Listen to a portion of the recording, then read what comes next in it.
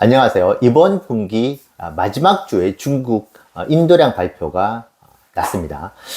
많은 분들께 좀 아쉬워할 만한 결과가 나왔죠. 19,300대가 나왔습니다. 2만 대를 훌쩍 한번 넘어가 주기를 바라셨던 분들이 많으실 것 같은데, 근데 너무 실망할 필요는 없다 꼭 말씀을 드리고 싶은데요. 그 이유를 하나하나 좀 조목조목 말씀드려 보겠습니다. 자, 19,300대, 물론 지난주가 17,300대였죠. 2,000대가 더 많이 팔렸습니다. 하지만 모델 YL도 있고, 그리고 전통적으로 마지막 주, 그러니까 한 분기의 마지막 주에 인도량이 되게 많았잖아요. 예를 들면은 이제 2분기 마지막 주도 2만 대가 넘어갔고, 2024년 3분기의 마지막 주도 22,600대나 나왔기 때문에, 야, 이거 적게 나왔네. 그러면은 이번 분기에 전체 인도량에 영향을 미치는 건 아닌가, 그런 좀 우려도 하실 것 같은데, 이게 있습니다. 지금 28일까지의 인도량 결과예요. 그 인도량 결과가 9월 1일부터 66,340대가 나왔습니다. 자, 그런데 우리에게는 아직도 29일, 30일 이틀치가 있죠. 자, 상식적으로 이게 이제 일요일날 주가 끝났기 때문에 이제 주 단위로 인도량 발표가 되긴 합니다만 29, 30일에 판매가 되는 인도량도 당연히 이제 3분기 때 카운팅이 되는 것이죠.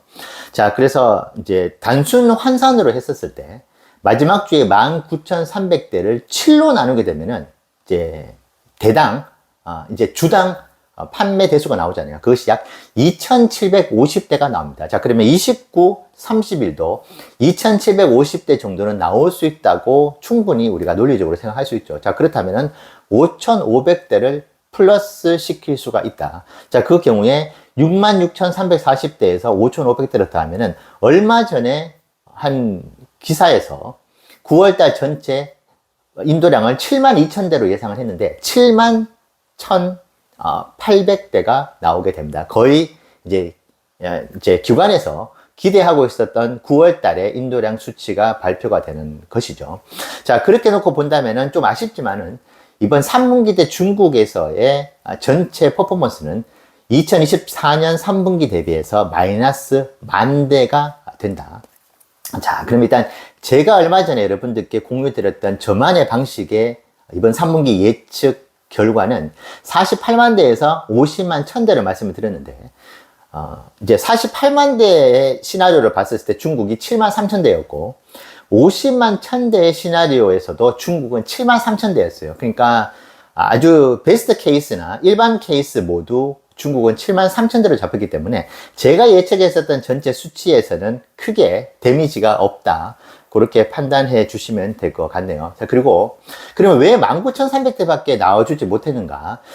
일론이 매 분기마다 항상 일관적으로 이제 마지막 주, 마지막 그 달 한 분기에 정책을 일관적으로 가져가지는 않습니다. 어떨 때는 밀어붙이는 스타일이 있고, 어떤 때는 조금 야 이거 밀어붙이지 말자, 이번엔 그냥 정상적으로 가자고 하는 그런 스타일이 존재를 해요. 근데 2025년 2분기 때는 엄청나게 마지막에 푸시를 했습니다. 실제로 그런 기사도 나왔었고, 그래서 이제 마지막 2주가 아주 좋은 퍼포먼스가 나오면서 38만 대를 기록을 했었죠. 자, 근데 이번에는 그렇게 심하게 밀어넣기를 하지 않았다. 여기에서 여러 가지 좀 메시지가 있다고 봐요. 물론 제 예측이 보기 좋게 틀릴 수는 있겠지만은, 지금 그러면은 수요가 꺾였느냐? 저는 그렇게 안 보는 것이, 지금 모델 Y L이 기사가 났죠. 국경절입니다. 지금 이제 중국도 한국처럼 이제 연휴철이 시작됩니다. 자, 그런데 일반적으로 그런 연휴철에 공장 가동을 하지 않아요. 전체적으로 수요가 그렇게 많지 않다고 봤을 때는 굳이 뭐 국경절에 직원들 돌려가지고 또 사기를 떨어뜨리고 뭐 그럴 필요가 없기 때문에. 근데 이번에는 국경절에도 공장을 돌린다고 합니다. 왜냐?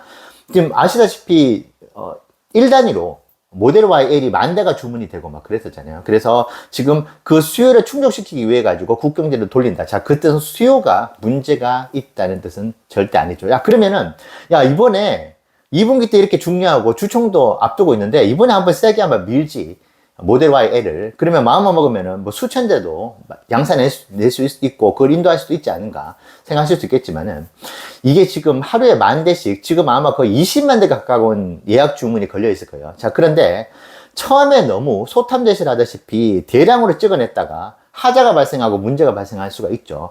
첫 스타트이기 때문에 전지전능한 기업이 없습니다.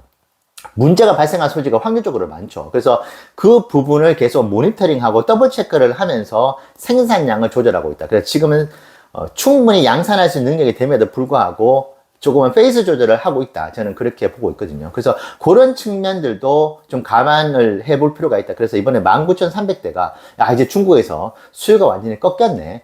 그렇게 생각하실 필요는 없고, 그리고 앞서 말씀드린 72,000대 수준의 기관에서 기대하는 그 수준이 그대로 나와 주었다. 그렇게 좀 바라보실 필요가 있어요. 그래서 제가 얼마 전에 말씀드렸던 예측치의 48만 대에서 50만 1000대는 여전히 유효하다. 하지만 일단은 한 3000대에서 많게는 5000대 정도가 좀 기대했던 것만큼은 안 나왔기 때문에 확률적으로 50만 대를 넘기는 조금 그 이전보다 이번에 결과가 나오기보다는 조금 확률이 떨어지지 않을까 생각도 해보게 됩니다. 하지만 여전히 관건은 저기 미국에 있다. 도대체 미국에서 얼마나 많이 9월달에 팔릴지, 8월달에 수치가 정말 정확한 것이었는지에 대해서 이제 곧 판가름이 날 것 같긴 합니다. 근데 지금 이걸 뭐 고무적이라고 해야 될지 모르겠는데 여전히 기관들의 컨센서스는 45만 대를 넘지 않는 것 같아요. 근데 뭐 누가 알겠습니까? 단정 지을 수는 없지만은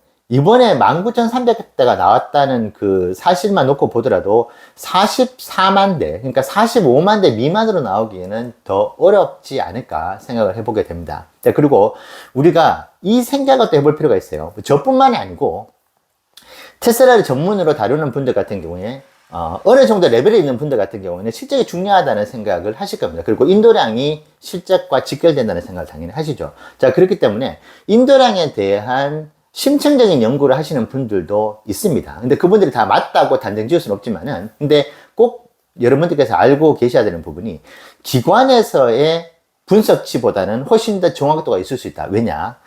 여러분, 만약에 골드만삭스에서 테슬라의 인도량 발표, 그 예측치를 누가 낸다고 생각하십니까? 수백 명이 모여가지고 아주 고도로 어떤 발달된 툴을 가지고 돌리질 않아요.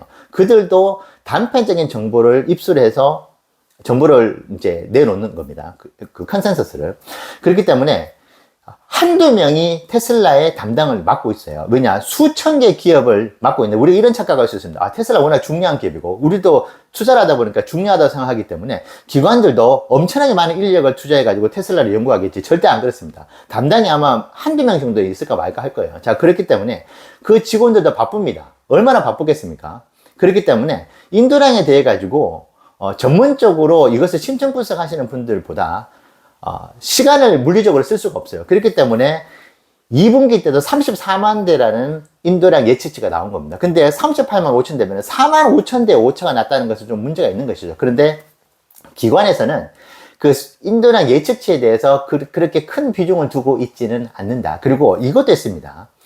전략적으로 이거보다 많이 나올 것 같은데 인도량의 컨센서스를 이번에 낮게 이제 주는 것이죠. 그러면은 개인 투자자들 입장에서는 기대보다는 우려를 당연히 심어주게 되는 것이죠. 그렇기 때문에 투자 심리를 위축시키는, 그러니까 매우 교활하면서 절대 그렇게 하면 안 되는데 그런 생각을 하면서 인도량 예측치를 낼 수도 있다. 이게 되게 합리적인 의심이 될 수도 있습니다. 근데 실적 발표 같은 경우에는 엉터로를 낼 경우에 그 기관의 신뢰도에 문제가 생기는 것인데, 인도량의 예측치가 좀 틀렸다고 해가지고 그 기관의 신뢰도가 추락하거나 그러진 않거든요. 그렇기 때문에 오히려 개인 투자자들이 인도량에 대한 결과를 너무나 좋게 얘기했을 경우에 대가 몰려드는 경우들을 오히려 사전에 전략적으로 조금 막으려고 하지 않는가. 왜냐하면 계속 인도량에 대한 예측치가 너무나 보수적으로 잡히는 그 분기들이 많아지고 있어요. 1분기도 그랬고 2분기도 그랬고, 그래서 2분기는 너무나 큰 차이로 이제 더 많은 인도량이 나왔다. 그래서 너무 보수적으로 잡고 있다는 생각을 지울 수가 없습니다. 그러니까 이번 3분기도 너무나 보수적으로 잡고 있는 부분들. 근데 엄청나게 큰 많은 연구가 되기가 물리적으로 힘들다, 기관들이. 자, 그래서 뭐 트로이 테슬라이크부터 해서 인도량에 대해서 어느 정도 조금 연구를, 시간을 충분히 투자할 수 있는 분들의 이야기를 조금 더 참고해 볼 필요는 있지 않을까. 근데 항상 그분들이 맞을 수가 없다는 부분도 투자에 참고를 하시고, 저도 예측을 하는 목표가 예측을 해가지고 맞추기 대회에서 내가 적중을 해가지고 뛰어난 투자자라는 소리를 들으려고 하는 것이 절대 아니고, 저는 매수를, 이제 분할 매수를 하기 위한 목적을 가지고 예측을 한다고 말씀드렸잖아요. 그래서 이번에는 저는 48만 대 이상은 충분히 나올 수 있다고 보기 때문에, 근데 시장 컨센서스는 그렇지 않고 48만 대가 나오면 시장이 환호할 것이라고 하는 이제 생각들이 지배적이기 때문에, 저는 이제 인도량 발표 전에 7을 투자하고 인도량 발표 후에 3을 투자하는 분할 매수 전략을 가져가겠다. 다시 말씀드리지만 인도량 예측은 분할 매수를 하기 위한 도구로 기준점을 잡기 위해서 하고 있다. 그래서 여러분들께서도 보시고 너는 지금 너무나 불리시하게 보고 있어. 그래서 나는 47만 대만 보겠어. 그럼 나는 너와는 다르게 4대 6으로 투자를 하겠어. 5대 5로 투자하겠어. 아니면 3대 7로 투자를 하겠어. 유연하게 전략을 짜보시면 좋을 것 같고, 제 이야기는 참고만 해 주시면 좋을 것 같긴 합니다. 그래서 이번 중국 인도량 발표에 대해서 너무나 크게 실망하실 필요는 없다. 그렇게 생각해 주시면 좋겠습니다. 감사합니다.